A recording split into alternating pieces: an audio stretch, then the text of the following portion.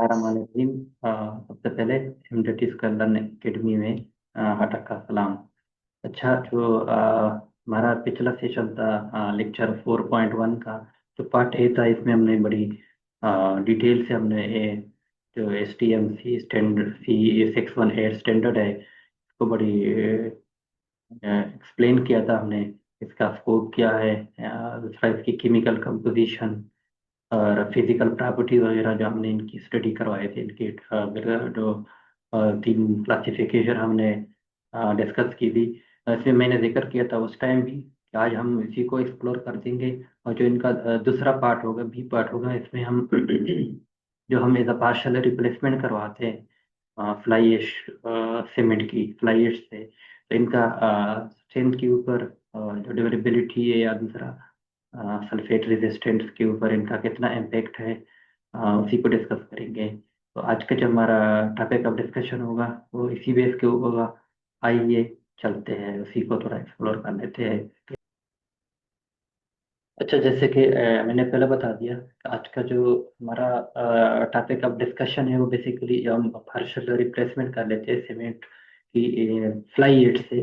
तो इनकी जो स्ट्रेंथ है या ड्यूरेबिलिटी है, इनके ऊपर इसका कितना इम्पैक्ट है, उसी के बारे में मैंने बोला था कि मैं थोड़ा जो इसके बारे में पाकिस्तान में इनके ऊपर रिसर्च हुई है जो लास्ट 5 ईयर के, अगर आप अगर हम इसमें आप शामिल कर ले 2021 से 2025 के दरमियान जो पाकिस्तान में इनके ऊपर कुछ रिसर्च हुई है, तो वो मैं थोड़ा डिस्कस कर लूँगा ताकि आपको थोड़ा इनका नॉलेज भी आ जाए। अच्छा, जो सबसे पहले 2022 की है, ये एक पाकिस्तानी अथर है। इसमें जो सस्टेनेबिलिटी है, इसमें बेसिकली एक रिसर्च पेपर है इनका, जो जर्नल का नाम है सस्टेनेबिलिटी। अच्छा, इसमें जो इनका स्टडी और कॉन्टेक्स्ट था वो था basically self compacting concrete behavior using fly ash is a viscosity modifying agent। अच्छा, सबसे पहले सेल्फ कंपैक्टिंग कंक्रीट हमारे हम जहाँ पे जो बड़ी सेंसिटिव जगह होती है, जो हाई क्लास की कंक्रीटिंग वगैरह जहाँ पे करनी है, जहाँ पे हमें जो फ्लूइबिलिटी है वो कंक्रीट की ज़्यादा इम्पॉर्टेंट होती है। इसमें दूसरी रीज़न यह है कि इसमें हम बगैर किसी वाइब्रेशन के जो है वो कंक्रीट वगैरह इसकी ऐसे समझ लो कि इनकी सेटिंग हो जाती है, वाइब्रेशन की ज़रूरत नहीं होती। और वो किस सूरत में होगी, वो क्योंकि कुछ जगहों पे हमारे पास जो रीइंफोर्समेंट है उनकी बड़ी कंजस्टेड होती है, स्पेसिंग वगैरह बड़ी कम होती है, तो इसमें हम वाइब्रेशन वगैरह तो हम करवा नहीं सकते, यूज़ नहीं कर सकते, और वहाँ पे हम सेल्फ कंपैक्टेड कंक्रीट वगैरह उसके यूज़ कर लेते हैं। अच्छा, जो ये वाला रिसर्च है ये बेसिकली इसकी जो विस्कासिटी है, मतलब इनकी जो ऐसे समझ लो कि इनको फ्लोएबिलिटी वगैरह लाने के लिए कंक्रीट में, इस उसके लिए उसने पार्शियल रिप्लेसमेंट की है फ्लाई एश की कंक्रीट के लिए। अच्छा, जो इनका रिप्लेसमेंट रेंज स्टडी है वो typically self compacted concrete mixed with fly ash used to adjust viscosity, partial replacement level and self compacting concrete context varies by mix. अच्छा, इसमें कोई उसने जो रेंज वगैरह है उसमें कोई खास मेंशन नहीं किए। बहरहाल ये मेरी तरफ से एक सजेशन है कि आप इनका डिटेल पेपर भी पढ़ ले, मैंने तो सिर्फ शॉर्टकट चीज़ें निकाली है।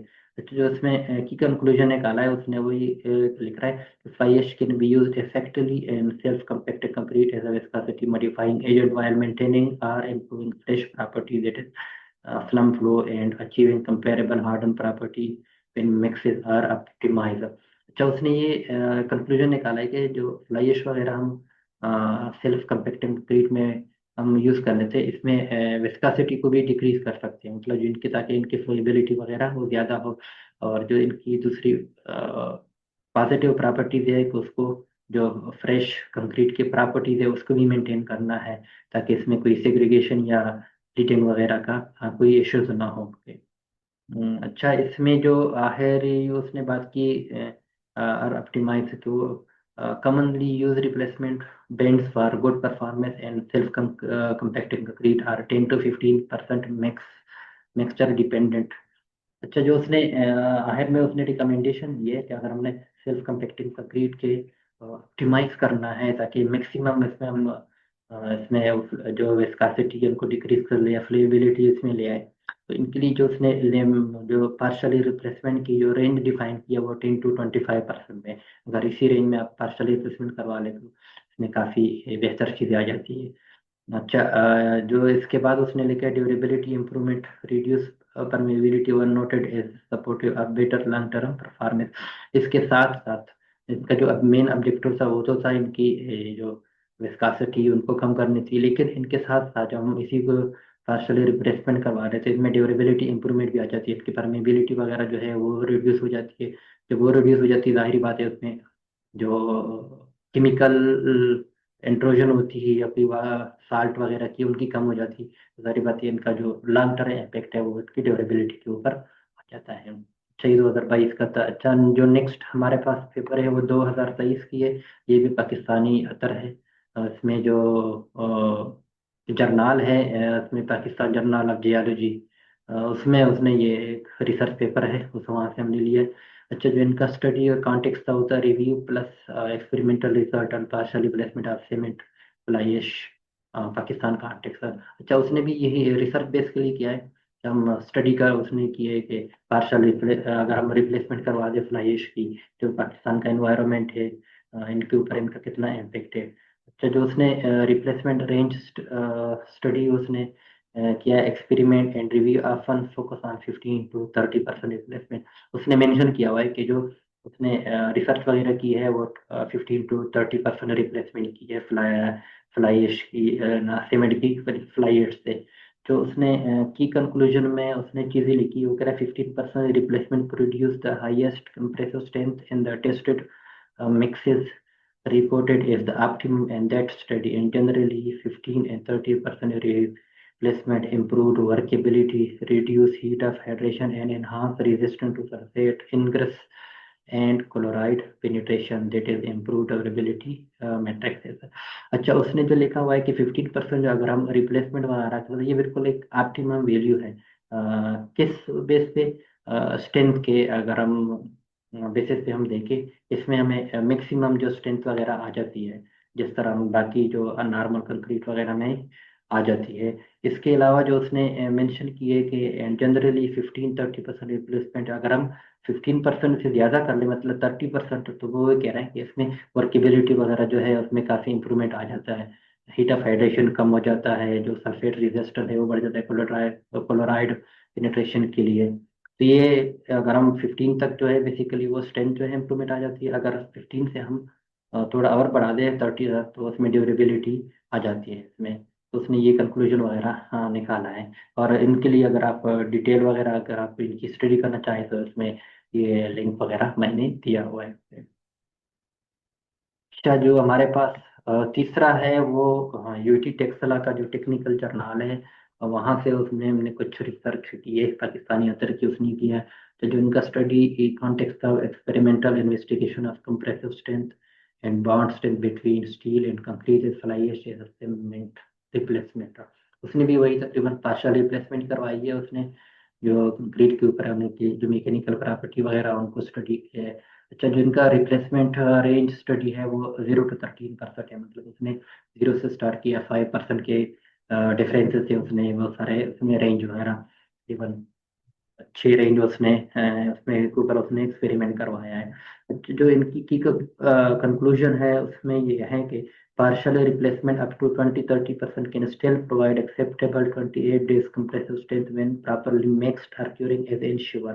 वो ये कह रहा है अगर हम 20 से 30% पार्शली रिप्लेसमेंट भी करवा दे और उनकी बड़ी जबरदस्त किस्म की एक्सेप्टेबल, ऐसा समझ लो कि एक्सेप्टेबल स्ट्रेंथ भी आ सकता है अगर हम प्रॉपर तरीके से मिक्स कर ले और क्यूरिंग को भी इंश्योर कर ले।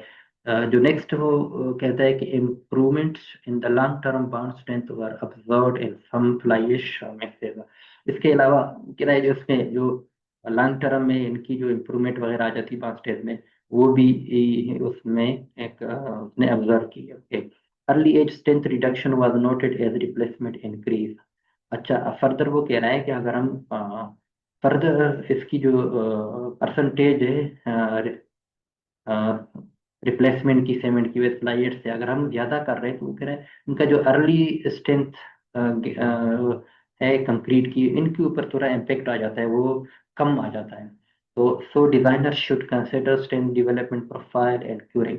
तो उसने ये बिल्कुल एक पॉइंट दिया हुआ है, क्वेश्चन दिया हुआ है कि अगर हम ज्यादा रिप्लेसमेंट करवा रहे हैं फ्लाइयर से, तो डिज़ाइनर को ये भी सोचना चाहिए कि वहाँ पे जो स्ट्रेंथ वगैरह इनकी डेवलपमेंट है, या जो स्ट्रक्चर वगैरह हम बना रहे हैं, इनके प्रोफाइल क्या होने चाहिए, क्यूरिंग वगैरह क्या होना चाहिए। तो जो उसने फर्दर उसने दिया है, recommended practical replacement and structural application was commonly 10 to 20% for available of early strength and long term benefit.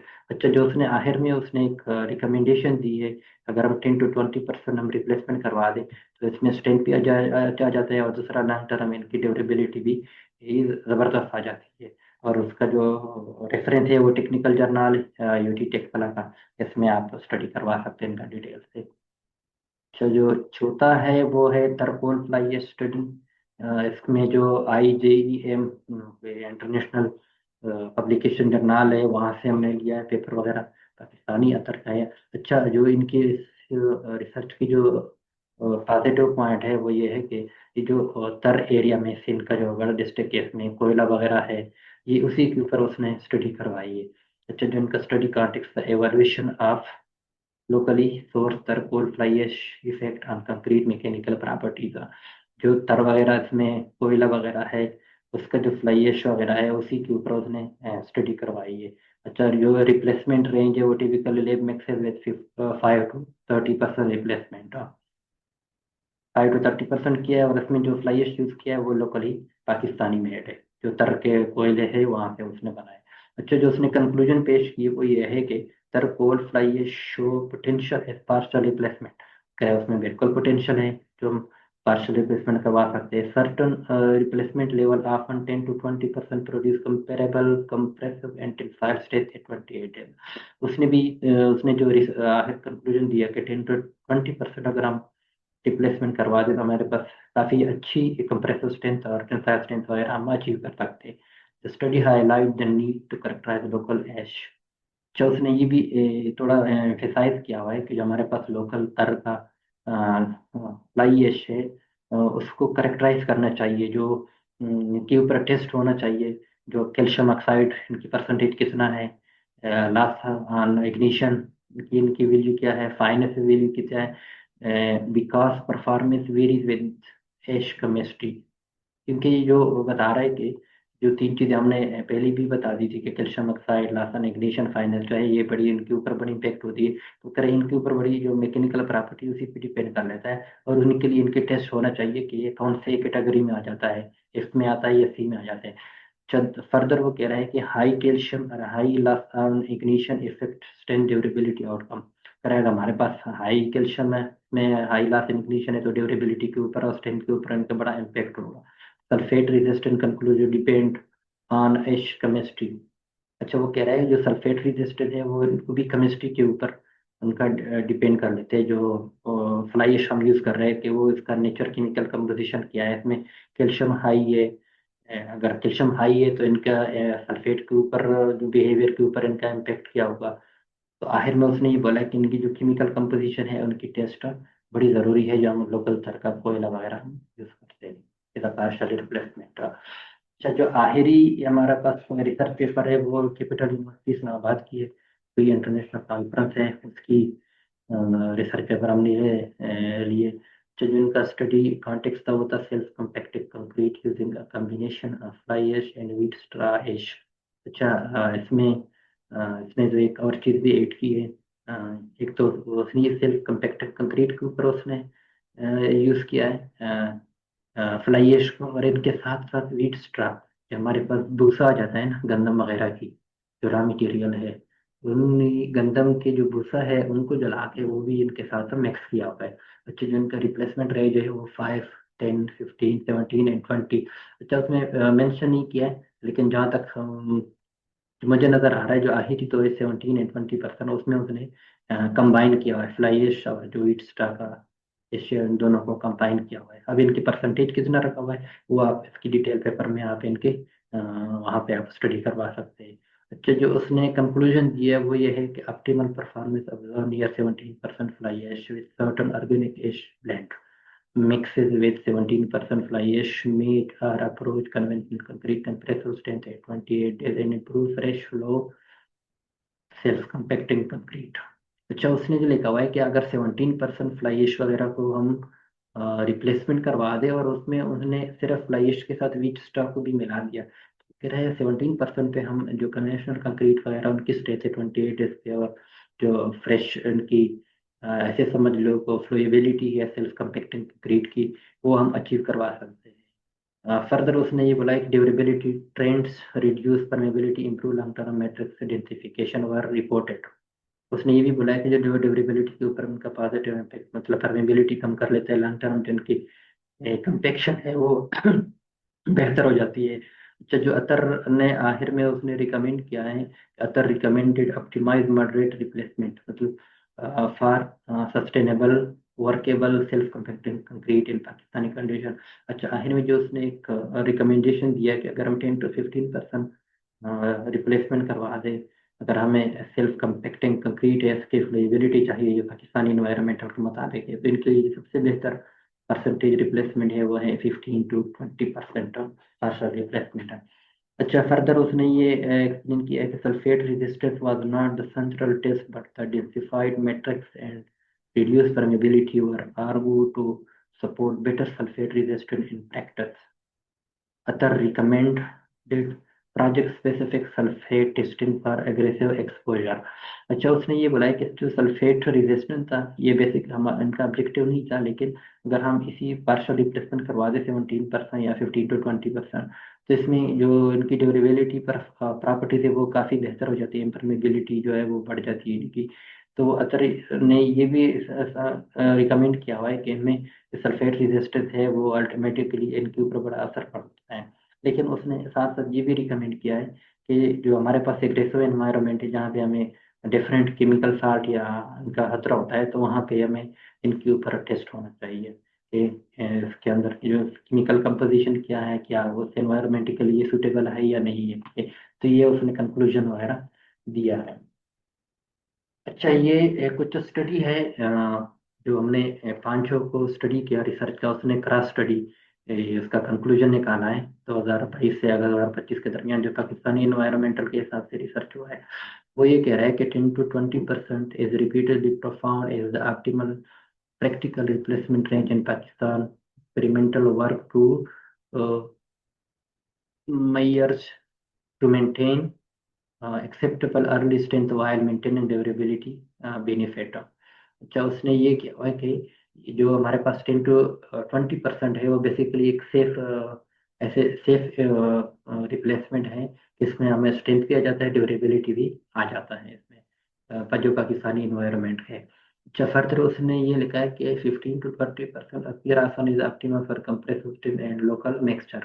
और उसने ये भी कहा कि ये तकरीबन ऑप्टिमम वैल्यू है जो 15 to 20% है, वो पाकिस्तानी इन्वायरमेंटल के हिसाब से बिल्कुल बेस्ट सुटेड वैल्यू है इसमें। ये तो उनका है। अच्छा, स्ट्रेंथ के ऊपर वो फर्दर बोलता है कि early strength tend to decrease as replacement increase. उसने ये बोला है कि जो इतना भी हम जो पार्शियल रिप्लेसमेंट जितना भी हम इंक्रीज कर रहे हैं, तो जो इनका अर्ली स्ट्रेंथ डेवलपमेंट है वो कम हो जाता है। However 28 days in long term strength can match or exceed control mixes and replacement as moderate. अगर वो कह रहे हैं हम लॉन्ग टर्म में तो आ जाता है स्ट्रेंथ, लेकिन जो कुछ चीज़ें ऐसी हो जाती है कि हमें शॉर्ट टर्म में इनकी स्ट्रेंथ चाहिए, तो वहाँ पे कुछ इश्यूज होगा। तो वो कह रहा है जो मैंने रिप्लेसमेंट इज मॉडरेट, कह रहे हैं हम ये भी हम करवा सकते हैं अगर हम मॉडरेट रिप्लेसमेंट करवा दें 10 to 20%, तो हमारे पास जो डिजायरेबल स्ट्रेंथ वगैरह है वो बिल्कुल हम अचीव कर सकते हैं। फर्दर वो कह रहा है कि हाई वॉल्यूम फ्लाई ऐश 30 से 50% require specialize mix design activation to comparable strength. कह रहा है अगर हम इससे ज़्यादा कर रहे हैं तो इनमें थोड़ा स्पेशल केयर की ज़रूरत पड़ेगी। फर्दर जो उसने मैकेनिकल प्रॉपर्टी ड्यूरेबिलिटी है इसके ऊपर उसने लिखा है कि multiple Pakistani study report reduce permeability, improve workability and reduce heat of hydration with fly ash use। अच्छा, जो मल्टीपल उसने रिसर्च हुआ है, ओके, फ्लाई एश को यूज करते हुए हमें परमेबिलिटी को रिड्यूस कर लेते हैं, वर्केबिलिटी इंक्रीज कर लेता है, और हीट ऑफ हाइड्रेशन जो है वो कम कर लेता है। All supportive of long term durability chloride sulphate increase reduce by denser mixture. और ये जितनी भी हम पार्शियल रिप्लेसमेंट करवा रहे हैं लॉन्ग टर्म में, इनकी जो है अगर परमेबिलिटी जो है वो जो है डिक्रीज कर लेते हैं, इनमें परमेबिलिटी बढ़ जाती है, तो ऑटोमेटिकली इनकी ड्यूरेबिलिटी के ऊपर इनका असर होगा। Other commonly recommend batch to batch quality control because local ash chemistry varies. तो आखिर में उसने ये भी रिकमेंड किया है कि जो क्वालिटी कंट्रोल है वो बेच टू बेच होना चाहिए, क्योंकि हम जो हमारे पास लोकली फ्लाई ऐश है उनकी केमिस्ट्री जो है बड़ी चेंज हो जाती है। तो हमने उसी जो चेंज केमिस्ट्री है उसी के हिसाब से चलना चाहिए कि फ्लाई ऐश हम यूज़ कर रहे हैं क्या इनके ऊपर पॉजिटिव इम्पेक्ट आ रहा है या नेगेटिव आ रहा है। तो ये भी पॉइंट भी आपको नोट करना चाहिए। अच्छा, जो आखिर में उसने लिखा हुआ है सल्फेट रेजिस्टेंस, तो उसमें लिखा है कि Pakistani state generally state that fly ash improve sulphate resistance by consuming portlandite and reducing permeability. ये जो हम फ्लाई ऐश वगैरह हम सल्फेट रेजिस्टेंस को इम्प्रूव कर लेता है। और इसमें करता क्या है कि भाई consuming portlandite and reducing permeability. Portlandite basically calcium hydroxide का एक केमिकल नाम है। जो कैल्शियम हाइड्रोक्साइड हाइड्रेटेड है उसी को कंज्यूम कर लेता है और रिड्यूस परमेबिलिटी वगैरह उनको कम कर लेता है। But the actual effect depends on the fly ash chemical composition. लेकिन ऐसा नहीं है। जो हमारे पास जो एक्चुअल जो असल जिनका असर होता है फ्लाई ऐश का वो बेसिकली इनकी कंपोजिशन पे डिपेंड कर लेता है। इसमें कैल्शियम ऑक्साइड कितना है, सल्फर डाइऑक्साइड की है, अनबन कार्बन कितना है, जिस हमने इनके जो स्टैंडर्ड में हमने इनकी कंपोजिशन में पढ़ा था। आखिर में वो बोलता है कि hence project specific sulphate resistant testing, कि हम जो प्रोजेक्ट वगैरह हम इम्प्लीमेंट करवा रहे हैं जहाँ पे हमने इनको यूज़ करना है तो उसी हिसाब के उनकी स्पेसिफिक टेस्टिंग होना चाहिए कि वहाँ पे जो प्रोजेक्ट वगैरह हम करवा रहे हैं वहाँ का कौन कौन सी चीज़ें हैं, इसके केमिकल कौन से हैं, और जो फ्लाई ऐश वगैरह हम यूज़ कर रहे हैं इसकी जो केमिकल कंपोजिशन किया है, और उसी हिसाब से जो एनवायरनमेंट है उसी हिसाब से हमने इनको डिसाइड करना है।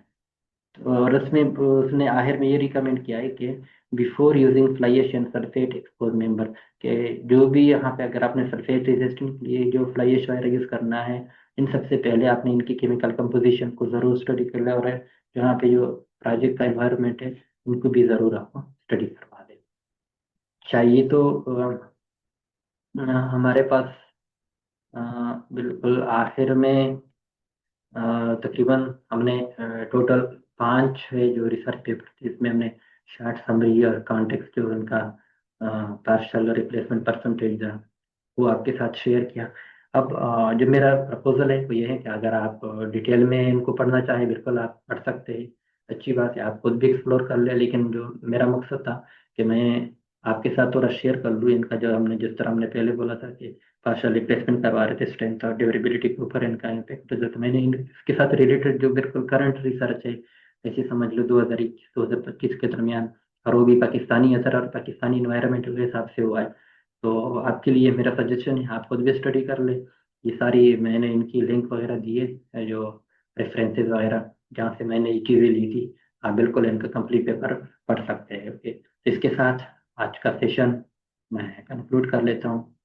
आज के सेशन को मैं कंक्लूड कर लेता हूँ। बेसिकली आज हमने डिस्कस किए, जो मैंने वैसे पहले बोला था कि हमारा जो फ्लाई ऐश का जो स्टैंडर्ड है वो हमने एक्सप्लोर करवाया था पहले पार्ट में। अरबी पार्ट में हमने इसके ऊपर थोड़ा जो रिसर्च वगैरह हुआ है पाकिस्तानी इन्वायरमेंटल के हिसाब से, पाकिस्तानी अदर ने पाकिस्तान में के अंदर उसमें रिसर्च की है, वो बेसिकली हमने थोड़ा जो रिसेंट पेपर है 2021 और 25 के दरमियान, वो मैंने 5 पेपर वगैरह सेलेक्ट करवाए थे।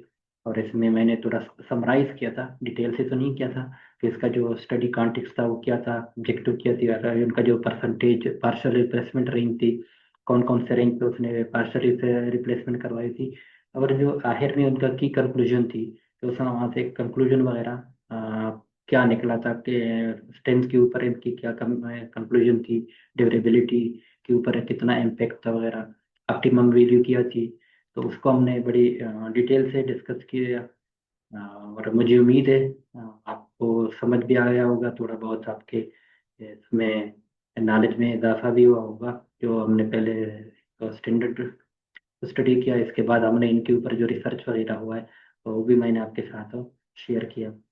और ये आपको आखिर में मेरा जो आपको एक प्रपोजल है वो ये है कि मैंने इन सब का लिंक वगैरह दिया हुआ है, आप इनका डिटेल पेपर भी पढ़ सकते हैं, डिटेल से पढ़ ले। इसके अलावा भी आप और भी रिसर्च वगैरह बहुत सारी चीज़ें हो चुकी है इसके ऊपर इंटरनेशनल लेवल पे, वो भी आप स्टडी करवा सकते हैं। और मुझे उम्मीद है इंशाल्लाह कि आप काफ़ी एनहांस कर चुके होंगे अपने नॉलेज को। और आखिर में, अगर आपको मेरा वीडियो अच्छा लगे तो इनको सब्सक्राइब ज़रूर कर लें और अपने दोस्तों के साथ शेयर भी कर लें, इसके साथ